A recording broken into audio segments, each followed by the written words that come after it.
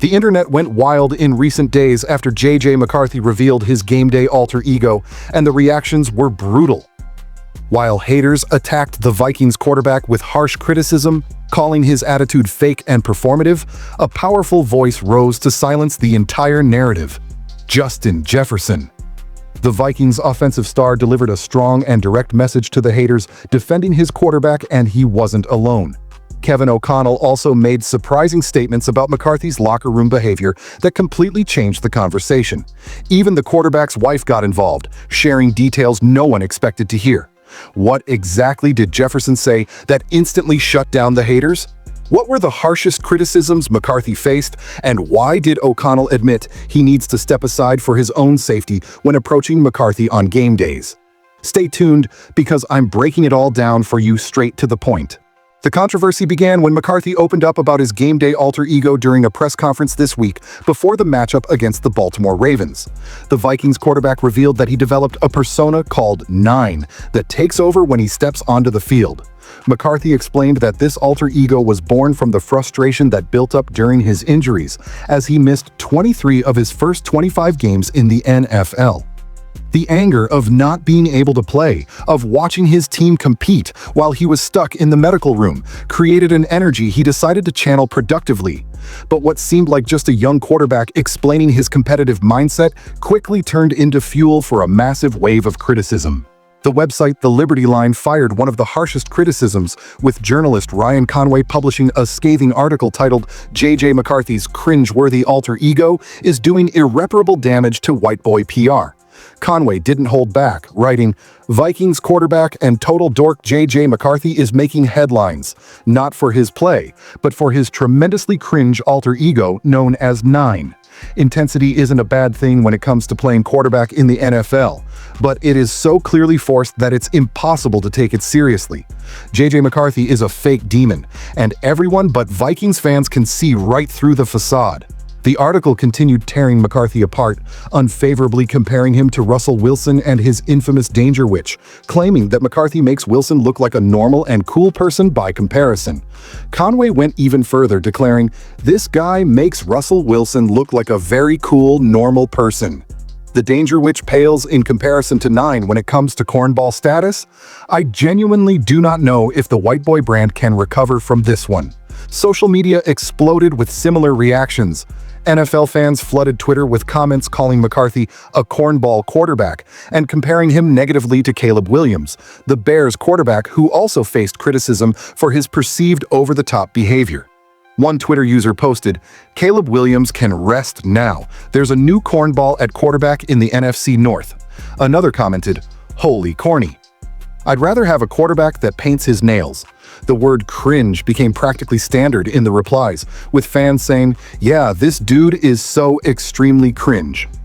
And, "Okay, now it's starting to feel cringe and performative." One particularly cutting comment came from a user who wrote, "Vikings fans gotta be real with themselves. If he was the quarterback of any other team, you'd be calling this stuff extremely corny." The website Sportskeeda captured the overall sentiment with a headline that summed up the narrative: "New cornball quarterback in NFC North. NFL fans react to J.J. McCarthy talking about having an alter ego he called 9. The article highlighted how McCarthy's revelation about calling his alter ego 9 triggered an avalanche of negative reactions, with fans questioning the authenticity of his intensity. Vikings Territory also joined the discussion, publishing an analysis on how opinions were divided, with many labeling McCarthy's demeanor as performative and theatrical. A tweet cited in the article read, "I feel like in high school, he meant to go to theater club but accidentally walked into football tryouts and was just too embarrassed to leave." But then Justin Jefferson entered the conversation and completely changed the tone. During his Thursday press conference, the Vikings All-Pro wide receiver went straight to the point when asked about McCarthy's persona. Jefferson stated, "The persona, I like it personally. I feel like he understands that he has to turn on another switch when he gets in a game, mentally and physically. You have to talk yourself into it. Just like me with the Jets, it's the same thing. I'm Justin right now, but when I step on the field, it's a whole different mode. I feel the same way for him." Jefferson didn't stop there. He continued with a message that made it clear the Vikings locker room is fully behind McCarthy. He turns it on and becomes a different version when we're out there on that field competing and going to war. That's something I'm interested in seeing, how far he takes that. But I'm just excited for him to keep going out there with that confidence he has and continue to perform. Jefferson's defense went even further when he was specifically asked about the kind of mindset the team needs.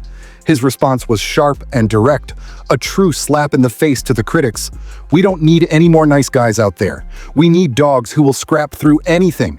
He has that mentality and knows he has to turn it on. When he steps on that field, Jefferson revealed that he himself has an alter ego called Jets that takes over when he steps onto the field, completely validating McCarthy's approach and showing that this warrior mentality isn't just accepted in the Vikings locker room, it's exactly what they want to see from their quarterback. The message was clear. While the internet criticized McCarthy for being fake and performative, his star teammate and one of the best players in the NFL was saying that this very mindset is what separates ordinary players from true competitors. Kevin O'Connell also weighed in on the matter, and his words added another layer in defense of McCarthy.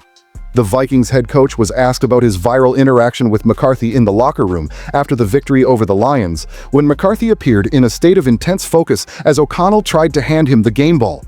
O'Connell's response was revealing and showed the respect he has for his quarterback's intensity. The coach said, "I just know to give him the football, deliver the message that I'd like to deliver, and then get out of the way quickly, for my own personal safety in that moment."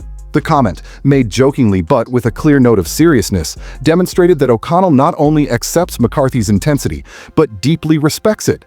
He continued saying, "It never catches me off guard," explaining that he sees McCarthy as being authentic to himself, not creating a fake persona as critics had suggested. But perhaps the most revealing detail about how McCarthy manages his alter ego 9 came from an unexpected source: his fiancée. McCarthy admitted that the transition back to normal life after games isn't instant, and that it affects his personal life in significant ways. He explained, "It's a gradual come-down. My fiancée, she definitely doesn't like when 9 comes home.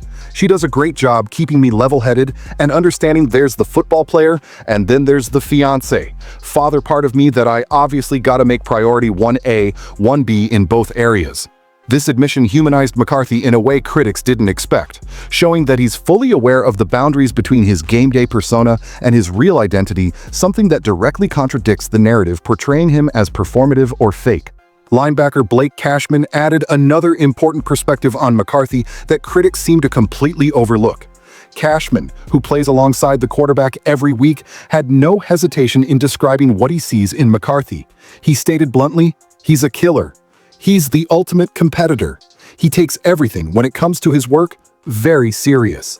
This inside look from the locker room stands in stark contrast to the outside narrative that McCarthy is just pretending or being performative. Cashman witnesses McCarthy's work and dedication on a daily basis, and his evaluation carries far more weight than the opinions of people who only watch clips on social media. Colin Cowherd from The Herd offered a different but equally revealing perspective on McCarthy. Cowherd compared the quarterback to a UPS delivery driver, saying, "He's like the UPS driver. I don't know who he is, but they always deliver on time. The package has never screwed up." I love the delivery system. Although Cowherd wasn't entirely convinced of McCarthy's individual talent, he acknowledged something crucial. The system works and the results show. With a record of 2 wins in 3 starts, including divisional road victories against the Bears and Lions, McCarthy is delivering exactly what the Vikings need. The statistical reality also supports McCarthy in ways critics prefer to ignore. In his return against the Lions after missing 5 games with an ankle injury, McCarthy completed 14 of 25 passes for 143 yards, 2 passing touchdowns, and 1 rushing score, along with 1 interception. Those aren't explosive numbers, but in a divisional road game against one of the NFC's best teams, McCarthy made the plays that mattered most. The game's most crucial moment came on 3rd down when McCarthy found Jalen Nailor to seal the victory.